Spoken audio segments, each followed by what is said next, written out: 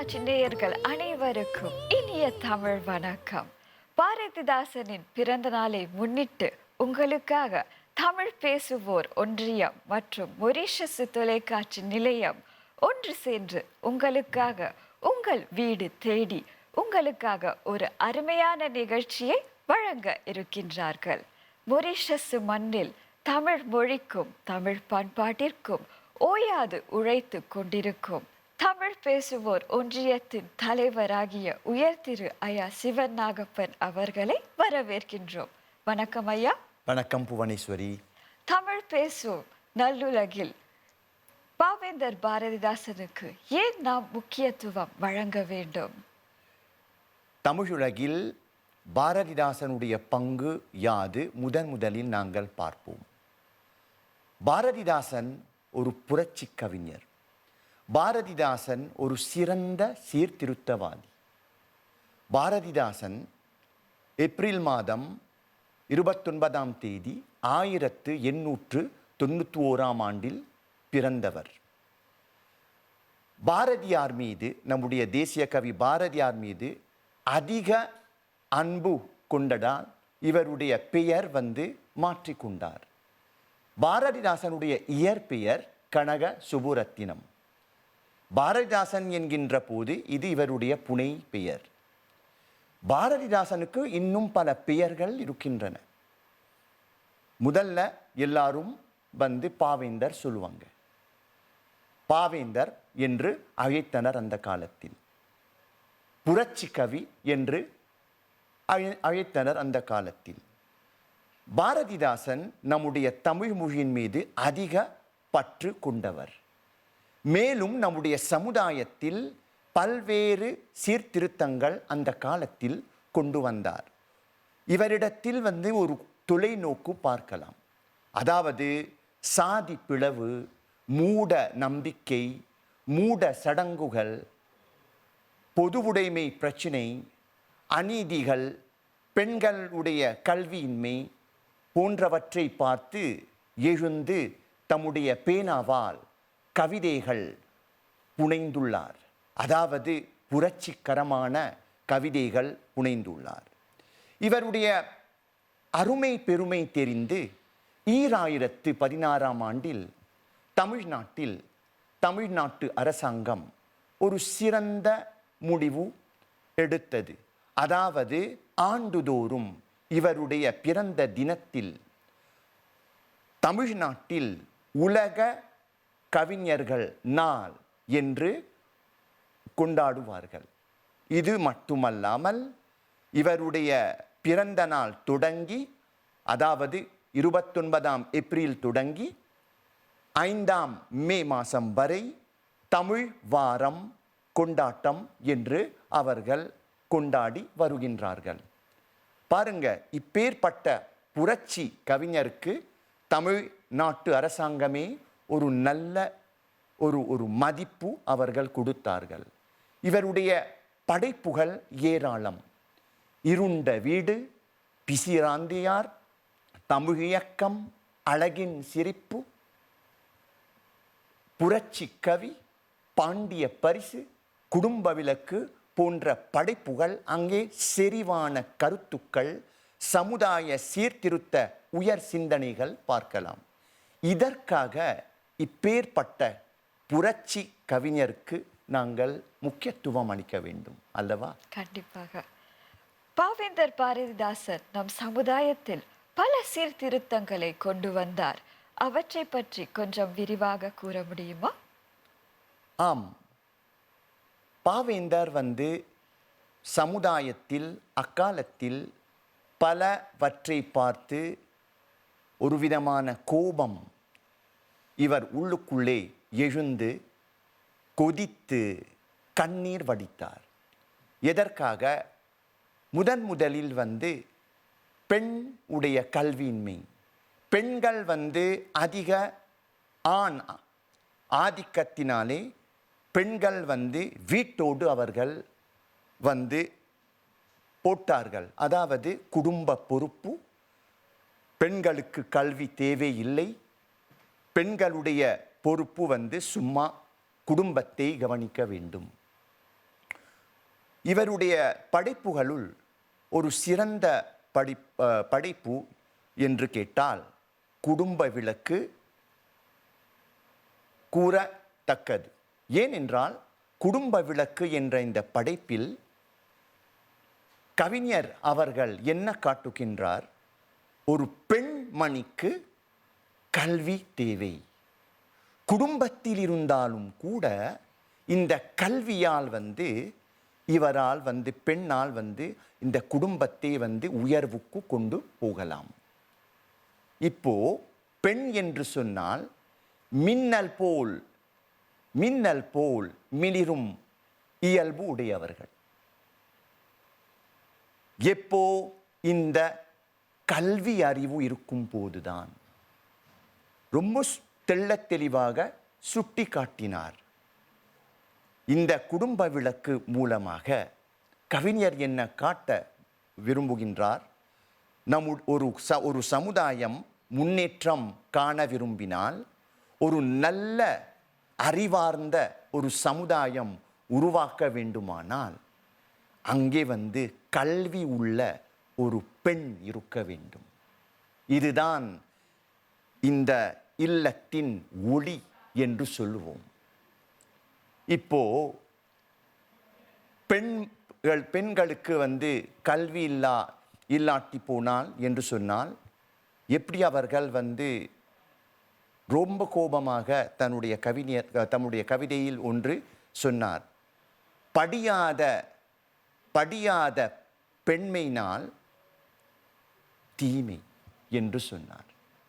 அதாவது படிக்காத பெண்ணால் என்ன விளைவு நம்முடைய சமுதாயத்தில் இருக்கும் என்று கேட்டால் தீமைதான். ஒரு நன்மைகள் பயக்க வேண்டுமானால் நாங்கள் நம்முடைய பெண்களுக்கு கல்வி கொடுக்க வேண்டும். இது மட்டுமல்லாமல் கல்வி இல்லாதவனை நடைப்பிணம். கல்வி இல்லாதவனை என்று சொன்னார், கல்வி இல்லாதவனே ஆவி இல்லாதவன். இப்படிப்பட்ட ஒரு கருத்து வீரத்தாய் என்றும் தன்னுடைய படைப்பில் மந்திரி மூலமாக கூறுகின்றார். அதாவது பெண்களுக்கு கல்வி அறிவு தேவை. பெண்களுக்கு இந்த உயிர் கொடுக்க வேண்டும். இதுதான் கல்வி, இதுதான் சிறந்த ஆயுதம், சிறந்த கருவி என்று சுட்டி காட்டுகின்றார். கற்ற பெண் நன்செய் நிலத்தினை போன்றவர்கள். கல்லாத பெண்கள் பண்படாத நிலத்தினை போன்றவர்கள் என்று தெள்ளத் தெளிவாக காட்டினார். குடும்ப விளக்கு என்ற படைப்பில் என்ன காட்டினார்? இன்னும் அதாவது ஒரு ஒழுங்கு இருக்கிறது. பெண்மணி அதிகாலையில் எழுதல், பெண்மணி தன்னுடைய கடமைகள் அதிகாலையிலிருந்து தொடங்க இருக்கின்றார். பெண்மணி ஒரு ஆசிரியையாக வீட்டில் தன்னுடைய மகனுக்கு இருக்கின்றார். இந்த குடும்ப விளக்கில் இந்த பாத்திரங்கள் அங்கே இருக்கிறாங்க. சுவர்ணலட்சுமி தலைவியாக இருக்கின்றார், தாசன் தலைவனாக இருக்கின்றார், முல்லை மகனாக இருக்கின்றார். அங்கே அந்த குடும்பத்தில் ஒரு அன்பு பிணைப்பு இருக்கின்றது என்று காட்டுகின்றார். இந்த அன்பு பிணைப்பினால்தான் நமக்கு முன்னேற்றம், நமக்கு இன்பம் இருக்கும் என்று காட்டுகின்றார். இன்னொன்று கவிஞர் வற்புறுத்துகின்றார், கூட்டு குடும்பம். கூட்டு குடும்பம் தேவை சமுதாயத்தில். கூட்டு குடும்பம் இல்லாட்டினா ஒரு விதமான பாலைவன பயணம் என்று சொல்லுவோம். சில நேரத்தில் பெரியார்களுடைய அறிவு, பெரியார்களுடைய ஆலோசனை, பெரியார்களுடைய அறிவுரைகள் நமக்கு தேவை. ஒரு கூட்டு குடும்பத்தில் தான் இந்த செல்வங்கள் பெறலாம். இதுதான் குடும்ப விளக்கு என்ற படைப்பின் மூலமாக புரட்சி கவி காட்டுகின்றார். இது ஒன்று. அடுத்தது என்ன சொன்னாரு? கற்ற பெண். இந்த கற்ற பெண்ணால் ஒரு குடும்பம் உயர் முன்னேற்றம் அடையலாம் என்று காட்டுகின்றார். அன்பு மையமாக வைக்கின்றார், விருந்தோம்பல் மையமாக வைக்கின்றார், சேவை மையமாக வைக்கின்றார். எல்லாவற்றுக்கு மேல் பெண்களுக்கு கல்வி தேவை. இவ்வாறு ஒரு குடும்பம் சிறப்பாக இயங்கும் என்று காட்டுகின்றார். புரட்சி கவி கொண்டு வந்த சீர்திருத்தங்களுள் இன்னொன்று பொதுவுடைமை.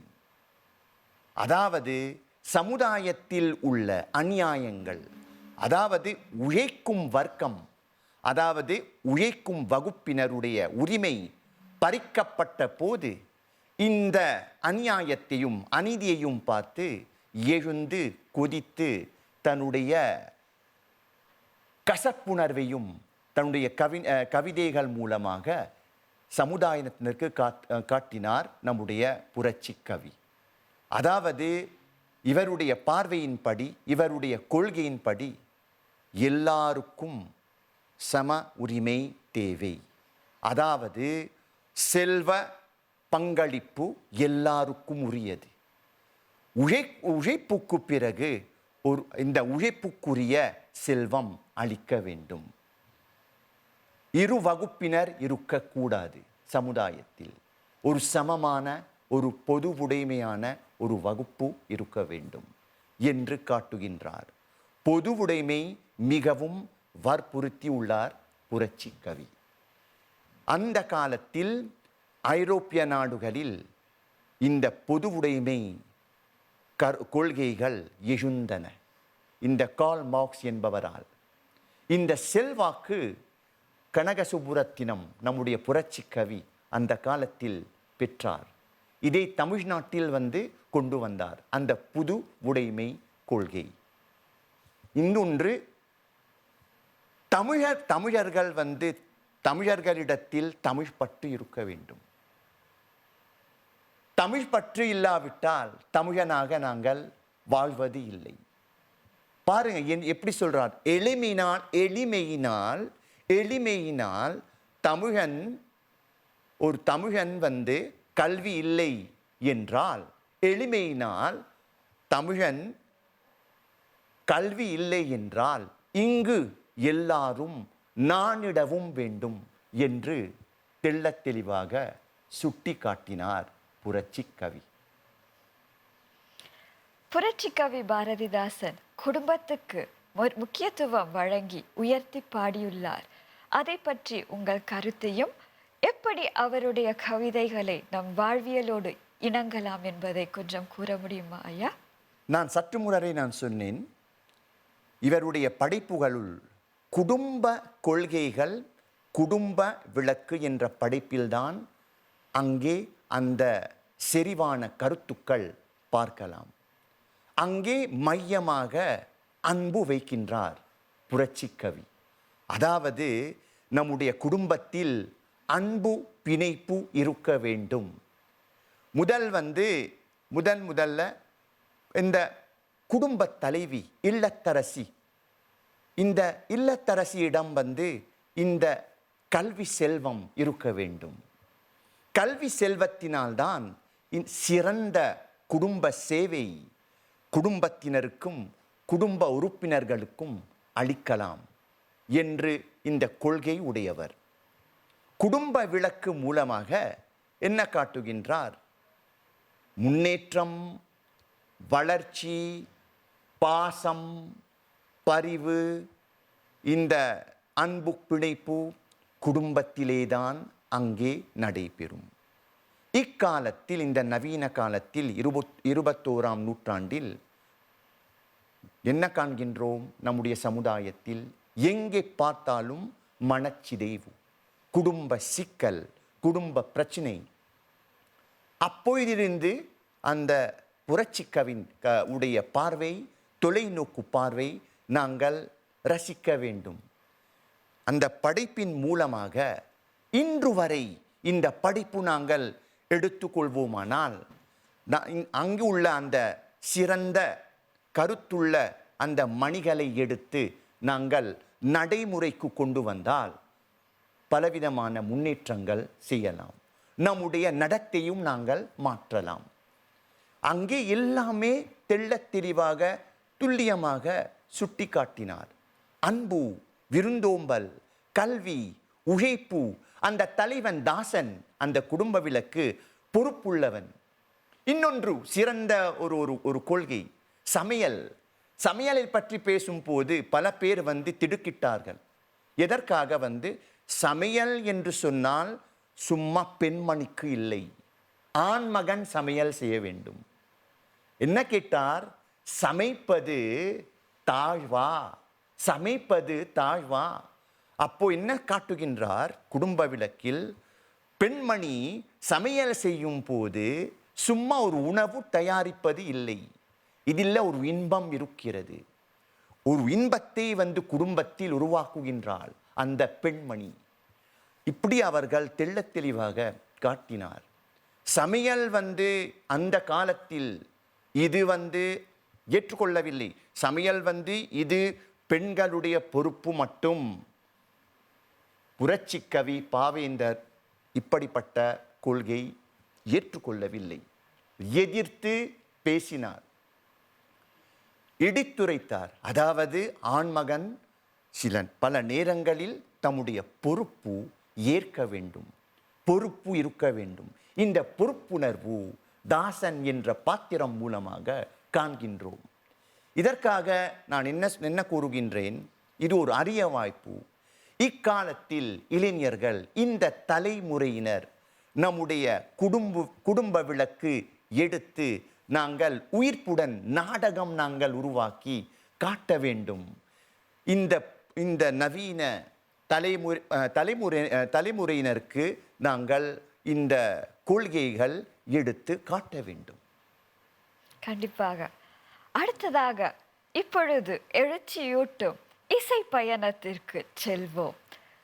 பாவேந்தர் பாரதிதாசனின் வரிகளுக்கு உயிர் ஊட்டும் வண்ணம் தாத்தா ரங்கையா நர்சிகாடு சுயாக் தமிழ் பள்ளி மாணவர்கள் தம் இனிமையான குரலில் தமிழென்று சங்கே முழங்கு என்ற கவிதையை பாடலாக உங்களுக்காக வழங்க இருக்கின்றார்கள். ஒரு மொழியின் வளமும் வளர்ச்சியும் அந்த மொழி பேசி வரும் மக்களின் வளமும் வளர்ச்சியும் ஆகும். ஒரு மொழி நிலைத்திருக்க வேண்டுமெனில் அது பேசப்பட வேண்டும். பேசும் மொழி வாழும், பேசாத மொழி அழியும். தமிழின் சிறப்பு அதன் தொன்மையில் இல்லை, அதன் தொடர்ச்சியில் இருக்கிறது. அந்த சிறப்பு தொடர தமிழே பேசுவோம், தமிழால் இணைவோம், தமிழால் உயர்வோம். சங்கே முழங்கு, சங்கே முழங்கு, சங்கே முழங்கு, சங்கே முழங்கு, சங்கே முழங்கு, சங்கே முழங்கு. எங்கள் வாழும் எங்கள் வளமும் மங்காத தமிழென்று சங்கே முழங்கு, சங்கே முழங்கு, சங்கே முழங்கு.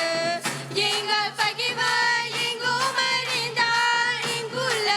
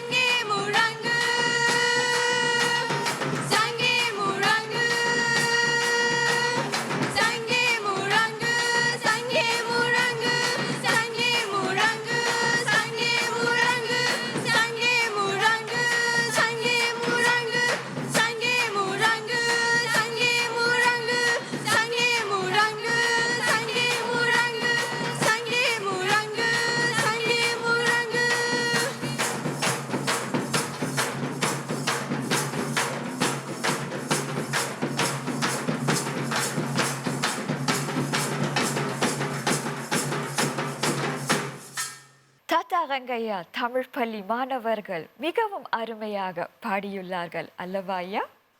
ஆமாங்க. சிறந்த சங்கே முயங்கு எங்கள் வாழ்வும் எங்கள் வளமும் மங்காத தமிழ் என்று சங்கே முயங்கு அருமையாக பாடியுள்ளார் புரட்சி கவி. தமிழ் என்கின்ற போது புரட்சி கவி உயிராக இருக்கின்றது. தமிழ் உயிராக கருதுகின்றார். தமிழுக்கு அமுதென்று பேர். அந்த தமிழ் இன்பத் தமிழ் எங்கள் உயிருக்கு நேர் என்று தெள்ளத் தெளிவாக கூறுகின்றார். ஊர்தோறும் நாங்கள் வந்து தமிழை பரப்ப வேண்டும். வீரத்தமிழன் என்கின்ற இந்த கவிதையில் தெள்ளத் தெளிவாக கூறுகின்றார். கடல் போல் செந்தமிழை பெருக்க வேண்டும். கடல் போல் செந்தமிழை பெருக்க வேண்டும். பாருங்க, இப்பேற்பட்ட ஒரு தமிழ் பற்று கவிஞரிடம் இருப்பதை காண்கின்றோம். தமிழ் எங்கள் உயர்வுக்கு வான், தமிழ் எங்கள் இளமைக்கு பால், தமிழ் எங்கள் அறிவுக்கு தோல், தமிழ் எங்கள் அறிவுக்கு தோல், தமிழ் எங்கள் உயர்வுக்கு வான், தமிழ் எங்கள் இளமைக்கு பால் என்று தெள்ளத் தெளிவாக பாடியுள்ளார். இந்த பாட்டில் இதுதான் நாங்கள் பார்க்கின்றோம். இந்த சங்கு வந்து முழங்க வேண்டும். தமிழே வாழ்க, தமிழே உயர்த்த வேண்டும், தமிழே பரப்ப வேண்டும், தமிழே வளர்க்க வேண்டும். கண்டிப்பாக உங்கள் அருமையான கருத்துக்களுக்கும் பாவேந்தர் பாரதிதாசனை புகழ்ந்து பேசியதற்கும் மிக்க நன்றி ஐயா. நன்றி. அடுத்ததாக உங்களுக்காக கவிதை பயணத்தில் செல்வோம். மகாத்மா காந்தி சொல்ஃபேனு கல்லூரியை சார்ந்த கணேஷா பொன்னுரங்கம் மற்றும் லெஸ்காலிய மாரியம்மன் மெஞ்ஞானம் தமிழ் பள்ளியை சார்ந்த அரண் கேஷினி அவர்களும் பாவேந்தர் பாரதிதாசன் அழகின் சிரிப்பில் என்னும் தொகுதியில் உள்ள கவிதைகளை உங்களுக்காக வழங்க இருக்கின்றார்கள். கண்டு கேட்டு மகிழுங்கள். வணக்கம், என் பெயர் ஆஹான் கேஷினி. நான் 13ஆம் தரத்தில் படிக்கிறேன். என் மாலை பள்ளி பெயர் லெஸ்காலிய மாரியம்மன் மென்னா சங்கம் பள்ளி. பாரதிதாசன் தமிழ் நாட்டில் பல புகழ் பெற்ற புலவர்கள் பிறந்தனர். அவர்களுள் புரட்சி கவிஞர் பாரதிதாசன் ஒருவர் அவர். பாட்டியின் பரிசு, குடும்ப விளக்கு, அழகின் சிரிப்பு முதலிய பாடல் தொகுப்பில் அவர் எழுதியுள்ளார். நான் அவர் எழுதிய அழகின் சிரிப்பு என்னும் தொகுப்பில் பட்டணம் என்ற கவிதையில் 2 பட்டிகள் ஓடுவேன். எத்தனை வகை தெருக்கள், என்னென்ன வகை இலங்கியங்கள், ஒட்டிடும் சுண்ண வேலை, உயர் மரவேலை செய்யும் அத்திரன் வேற மற்றும் அவரவர்க்கு கவிழ்ந்த தான கைத்திரம் வேற என்று காட்டின கடிதங்கள்.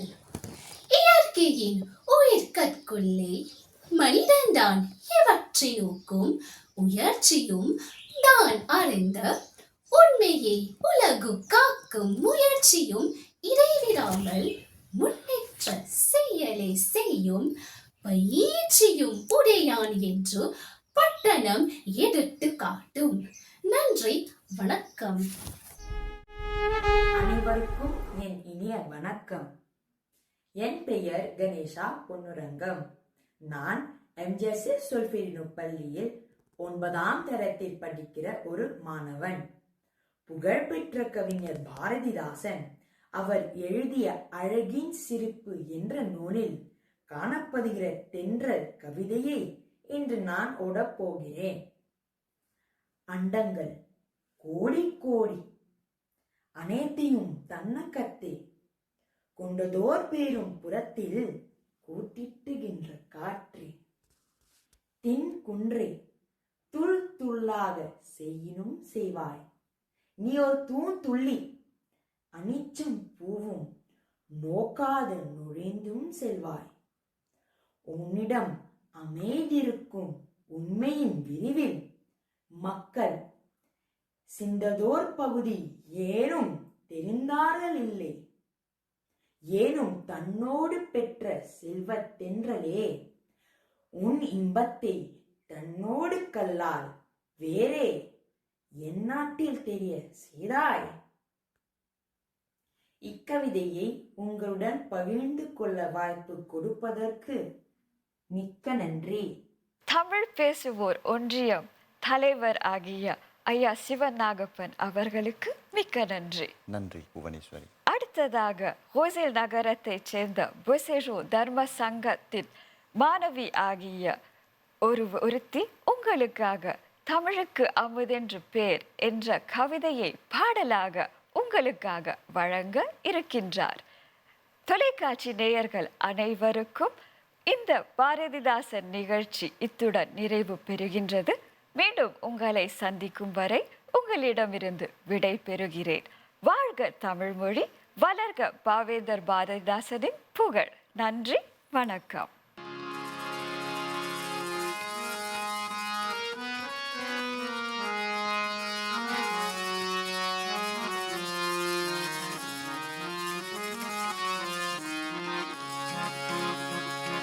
தமிழுக்கும் அமுதென்று பேர், அந்த தமிழ் இன்பத் தமிழ் எங்க உயிருக்கு நேர், உயிருக்கு நேர். தமிழுக்கும் அமுதென்று பேர், அந்த தமிழ் இன்பத் தமிழ் எங்கள் உயிருக்கு நேர், உயிருக்கு நேர்.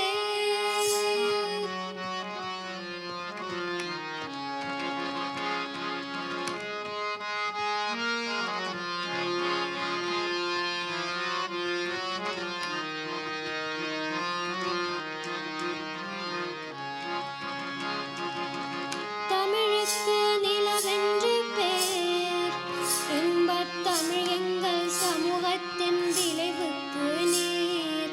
தமிழுக்கு மனமென்று பேர், இன்பத் தமிழ் எங்கள் வாழ்வுக்கு நிருமித்த ஊர், நிருமித்த ஊர்.